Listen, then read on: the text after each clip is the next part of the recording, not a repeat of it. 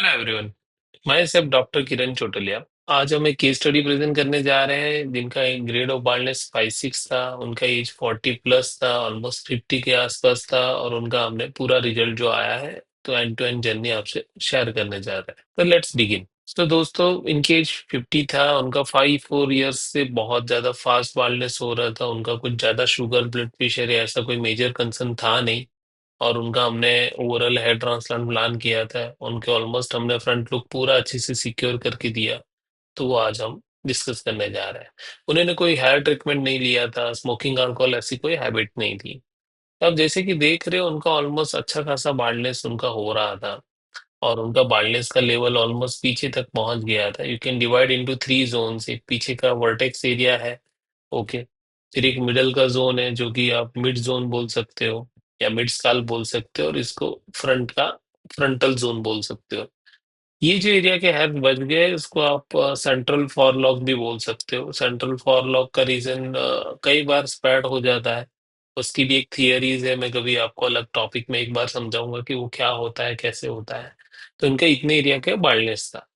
तो इनके केस में हमने प्लानिंग ऐसी करी थी कि हमने जो बाल्डनेस के जोन है उनमें सारा तो हम कवर नहीं कर सकते थे। बट जो हमें मेन जोन लग रहे थे कि भाई ये जोन में हायर्स अच्छे होने ही चाहिए, वो हमने प्लान बनाया था। ऐसा क्यों था कि उनका डोनर एरिया लिमिटेड था। उनका जो बैक साइड का डोनर एरिया का बेल्ट था, 3,500-4,000 ग्राफ की हमें एक्सपेक्टेशन थी। और जो रिक्वायरमेंट है, अगर मैं तीनों एरियाज को मैंने आपको जैसे इसमें दिखाया है कि डिवाइड किया हुआ है, तो उसमें डिमांड ज्यादा थी, नंबर ऑफ ग्राफ्स की रिक्वायरमेंट ज्यादा थी। डेफिनेटली यहाँ फ्रंट में थोड़े बहुत हेयर्स दिख रहे थे, हमने उनको सेव किया। उनको आजू बाजू में हमने थोड़ी बहुत फिलिंग की, बट ज्यादा हमने वो एरियाज को टच नहीं किया है। जो मेन उनका बाल्ड एरियाज है उनके ऊपर हमने काम किया है। ओके। तो ये साइड से आपको समझ में आ ही रहा है कि बहुत सारा आगे का गैप है। आगे के एरियाज में मिडल जोन में भी गैप है और बीच में थोड़े अच्छे बाल है। उनके वाइट हेयर्स भी ज्यादा थे। अब ये फोटो में आपको समझ में आ रहा है कि हमने क्या हाई डेंसिटी में वर्क करके दिया है। इनका बिग एफई टेक्निक से हमने पूरा हेयर ट्रांसप्लांटेशन किया था। तो एरिया 1 में हमने ऑलमोस्ट हाई डेंसिटी जो पूरा फिलिंग था वो किया है। एरिया 2 में हमने थोड़ा बहुत फिलिंग किया हुआ है। यहाँ उनके ओरिजिनल हेयर्स थे तो वहां पे हमने डेंसिटी थोड़ी एडजस्ट करी हुई है। ओके। और उनको नेचुरल जिगजैग वाला जो हेयरलाइन है वो हमने उनको दिया हुआ है। तो ये जो है एकदम माइक्रो जिगजैग क्रिएट किए गए हैं कि इसमें समझ में नहीं आया कि उनका हेयर ट्रांसप्लांट हुआ है। तो जो भी नेचुरल लुक की निशानी होती है वो हेयरलाइन के पैरामीटर के ऊपर होती है। उनका फेस का अगर आप देखो साइज, तो हमने थोड़ा हेयरलाइन थोड़ा ऊपर रखा है। रीजन क्या है कि उनकी एज ऑलरेडी 50 प्लस है। तो आइडियली जो रेशियो होता है कि ये वन और ये one, one third one third one और थर्ड होता है, तो उससे हमने थोड़ा हेयरलाइन बड़ा रखा हुआ है उनका, ताकि आगे जाके वो उनकी एज को भी रिप्रेजेंट कर पाए और वो अच्छा दिखे। दूसरा एडवांटेज हेयरलाइन ऊपर लेने का ये है कि हम आगे 300-400 ग्राफ लगा रहे थे, उसमें से इतना बड़ा एक एरिया हमने 300-400 ग्राफ में एक्स्ट्रा कवर अप कर पाया है। तो इस हिसाब से वो प्लानिंग हमने आगे बढ़ाई थी। जो बाल्डनेस का जोन है वो तो आपको मैंने समझा दिया। अभी दूसरा मेन जो चीज है, वो सेकंड चीज ये भी है कि उनका जो ये बैंडेज है वो एक ही दिन में हमने निकाल दिया था। सेकंड डे आप ड्रेसिंग घर पे खुद से भी निकाल सकते हो, तो ज्यादा केयर नहीं लेनी रहेगी। इसमें आपका हेयरलाइन का कैरेक्टर थोड़ा अच्छे से समझ में भी आ रहा है। आप देखो तो अनइवन जिगजैग में सिंगल वाले ग्राफ्स हमने इनिशियली लगाए हुए हैं। तो उससे डेफिनेटली ये वैल्यू करता है कि आप इसका पूरा पैटर्न जो है ना बहुत आड़ा टेढ़ा है। ये कई बार जो है ना, काफी सेंटर में मैंने हेयर ट्रांसप्लांट देखे हुए हैं, वो एकदम वो तोरण जैसा डेकोरेशन बना देते हैं। ओके। तो ये पूरा अनइवन है। काफी लोग ऐसा हेयर ट्रांसप्लांट की हेयरलाइन नहीं बना पाते। काफी लोग सिर्फ है ना वो आड़ा टेढ़ा एकदम बस सिर्फ ऐसा zigzag zigzag zigzag zigzag zigzag ऐसा बना देंगे। तो पूरा समझ में भी आएगा कि वो पूरा हेयर ट्रांसप्लांट किया हुआ है। तो नेचुरल निशानी एक हेयरलाइन की होती है, वो डॉक्टर की आर्ट होती है। जो सर्जरी करने के टाइम जो स्लिप बनाने वाला डॉक्टर होता है, उसकी आर्ट होती है। उसके थ्रू आपका नेचुरल लुक आता है। पोस्ट केयर में उनको नॉर्मल सोना है, हेल्दी खाना है, 10-15 दिन एक्सरसाइज, सनलाइट टोटली अवॉइड करनी है, लूज कैप पहन के बाहर जाना है ताकि डस्ट या ऐसा कुछ लगे नहीं है।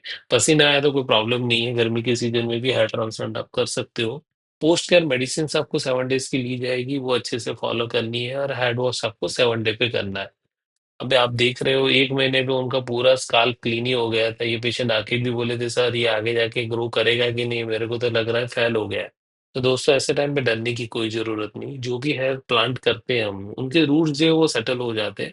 और रूट शेडिंग करते हैं। शेडिंग मीन्स रूट में से जो बाल होता है वो निकल जाता है और वो रूट नया बाल बनाने की प्रोसेस चालू करता है। तो बाल निकलने की प्रोसेस 1 महीना चलती है, फिर नया बाल बनने की प्रोसेस 1 महीना चलती है, और तीसरे महीने में वो 1 सेंटीमीटर से जब ज्यादा लेंथ ग्रो करता है तो वो बाहर आ जाता है। तो थर्ड मंथ में आपको बेबी हेयर नजर आते हैं, पहले दूसरे महीने में स्काल वैसा क्लीन ही नजर आएगा। लोगों को समझ में नहीं आ रहा था, इवन सफेद बाल है तो भी उनका डोनर एरिया और सारी चीजें अच्छे से सेटल थी। ऐसे टाइम पे आपको हेल्दी डाइट, गुड लाइफस्टाइल, ये सारी चीजें फॉलो करनी चाहिए।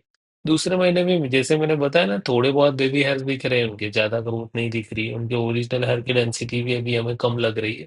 तो ऐसा होता है क्योंकि रिमेनिंग हेयर्स भी कई बार स्लो ग्रो कर रहे होते हैं, ऐसा कई बार होता है। जैसे बीच में वो आ नहीं पाए बिकॉज उनके बिजनेस था और वो आउट ऑफ इंडिया और बाहर भी आने जाना रहता है उनका, तो भाग दौड़ की वजह से वो ज्यादा आ नहीं पाए। बिकॉज वो टाइम पे वो पीआरपीस भी नहीं कर पाए, तो उनके रिमेनिंग हेयर जहाँ पे हमने ट्रांसप्लांट नहीं किया थोड़ा स्लो ग्रोथ था, पर जो हमने ट्रांसप्लांट किया उनकी बहुत अच्छी खासी ग्रोथ थी। उनके फेस कट के हिसाब से वो फॉरहेड और वो शेप भी बहुत अच्छा दिख रहा था, मैच कर रहा था। तो 7-8 महीने भी इतना रिजल्ट आया बिकॉज ऑफ उनका मेडिसिन का फॉलोअप और वो सारा अच्छे से नहीं चल रहा था, थोड़ा स्लो रिजल्ट आ रहा था। पर जैसे ही वो 7वें 8वें 9वें महीने में अच्छे से टाइम पे आने लगे तो हमने सारे बालों को अच्छे से घनापन दे दिया। आप देख रहे हो कितना नेचुरल उनका लुक है। ये बिफोर के फोटो है, आफ्टर के फोटो है, कोई कलर वलर नहीं कर रहे फिर भी वो अच्छे से वो सेट दिख रहा है।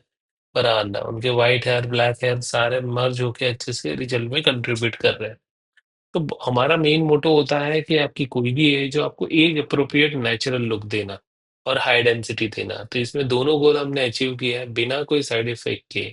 आप डोनर एरिया भी देख सकते हैं, कंप्लीटली नॉर्मल है।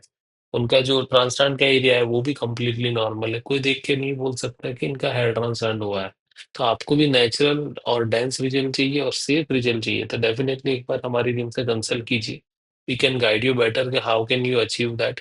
इनका ये एरिया जो है हमने ट्रांसप्लांट नहीं किया है बैक साइड का, तो ये अगर उनको प्लान करना है तो उनको हमने बताया हुआ ये कि आप सेकंड सेशन में ये वाले एरिया में 1500 2000 ग्राफ भी लगाओगे तो प्लान हो जाएगा।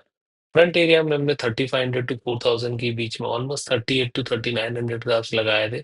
उनको अभी प्लान है सेकंड सेशन का, आई थिंक मुझे लग रहा है 2 या 3 साल के बाद वो सोच रहे थे कि उनका सेकंड सेशन का प्लान वो एरिया के लिए है। तो आप भी अगर आपको ऐसा रिजल्ट चाहिए, इतना डेंस रिजल्ट चाहिए, तो प्रॉपर प्लानिंग करके आगे बढ़िए। डेफिनेटली आपको भी अच्छा रिजल्ट आएगा। तो ये केस स्टडी से मैं ये 3-4 चीजें बोलना चाहूंगा कि एज इज नो बार, आप कोई भी एज पे हेयर ट्रांसप्लांट कर सकते हो, सफेद बाल है तो भी हेयर ट्रांसप्लांट कर सकते हो। दूसरा, प्लानिंग प्रेफर कीजिए। ऐसा नहीं है कि इनका ही अगर मैंने 4000 ग्राफ के आसपास जो हमने 3800 to 4000 ग्राफ के बीच में जो प्लांटेशन हुई है वो फ्रंट में सारी हुई है। अगर हम उनको क्राउन एरिया में करने जाते, पूरे एरिया में दूर दूर लगाते, तो ये रिजल्ट अच्छा है की जगह पे बैड हो जाता। तो मेरा डिसीजन रहेगा कि आपके जो एक्सपीरियंस सर्जन है उनके थ्रू कोऑर्डिनेट करके आप अच्छे से सर्जरीज प्लान कीजिए, तो आपके रिजल्ट हमेशा अमेजिंग आएंगे। You will definitely appreciate them. तो दोस्तों, आई होप ये वीडियो और ये केस स्टडी आपको पसंद आई हो। अगर आपको ऐसी और केस स्टडीज देखनी है तो हमारे चैनल को सब्सक्राइब कीजिए, आपको रेगुलर रिमाइंडर्स आते रहेंगे। और आपको अगर कुछ गाइडेंस चाहिए, कंसल्टेशन चाहिए, तो हमारी डॉक्टर्स की टीम है ही, आप कभी भी हमें कंसल्ट कर सकते हो। मैं और मेरी टीम डेफिनेटली आपको हेल्प करने के लिए रेडी है। तो चलो दोस्तों, मिलते हैं नेक्स्ट वीडियो में, तब तक के लिए धन्यवाद।